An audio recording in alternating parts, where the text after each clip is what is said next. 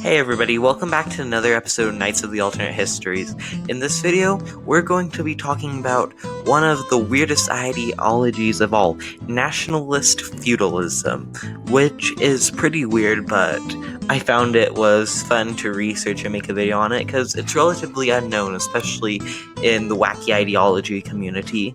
So yeah, I hope you guys enjoy this video. Make sure to like and subscribe, because Simon says subscribe, because I am Simon, so do it now. So, what is national feudalism? Well, on the base level, it's trying to combine the First and Third Reich together, aka the Holy Roman Empire, and demonetization word, Germany, even though I'm not monetized. So, yes, it's pretty weird. It involves a lot of feudalism, and a lot of other demonetization words, but who cares? I'll say it later.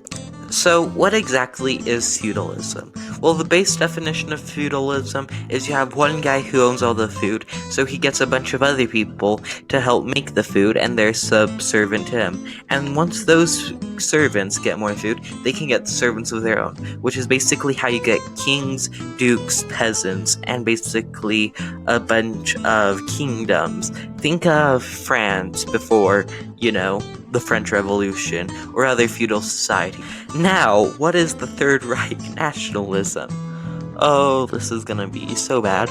Anyways, it's basically promoting a German sense of identity, that Germany's the best, and everyone is really bad. Specifically, the Jewish population. And if you don't know about World War II, you should research it. Anyways, let's move on now before this video gets even more demonetized. So, who's the top honcho? Well, that would be the Führer, or the king, Kaiser in this case, who has a bunch of people subservient to him, and he's on top. His orders cannot be questioned, no matter what, otherwise the army will find and kill you. Which is why he's the leader. And what happens if you die, you ask? Well, it's whoever manages to get enough power. So yeah, let's move on. I just realized that I keep on saying let's move on. Anyways, the army is supposed to be loyal to the dukes and the Kaiser. But the dukes are supposed to be loyal to the Kaiser and the armies are supposed to follow them. But in this nationalist feudalist society, the army has to keep control with the Kaiser. So they're subservient to the duke rather than the Kaiser, so there can be no rebellions and dukes have to fear. And there's the peasant, who's subservient to the duke, not the army, because they have to fear the army, but they don't take orders from the army unless it's from either the duke or the Kaiser. This leads to a weird state of beings, where everyone's constantly trying to fight for social and political power, but are always intertwined with each other, which makes it hard to progress in the society. So peasants are always peasants. How would uprisings work? Because a bunch of times dukes or knights would rebel against the king and take over. But with the army is loyal to the king, and the army is not loyal to the duke. So that creates a system where the duke has to get the peasants to rebel instead of the army, which overall hurts the society a lot, and is more oppressive and authoritarian regime. But they do have the will of the people, so if they manage to arm a population and rebel, then yes, it could work. But this is overly all unlikely because a professional army could easily crush a peasant's rebellion. This would lead to a lot of civil wars and a lot of executions after those civil wars, and trying to get a bunch of different people to fight. But also, the dukes need to report the population to keep the Kaiser happy, in case they're doing something wrong, or don't fit into the social norms that they're trying to establish. So, doing this effectively creates a system where the peasants fear the duke, and the duke can't rally them because they're scared that the duke will just execute them and leave them with a different system. So, really, the Kaiser is safe no matter what. Empiric Feudalism.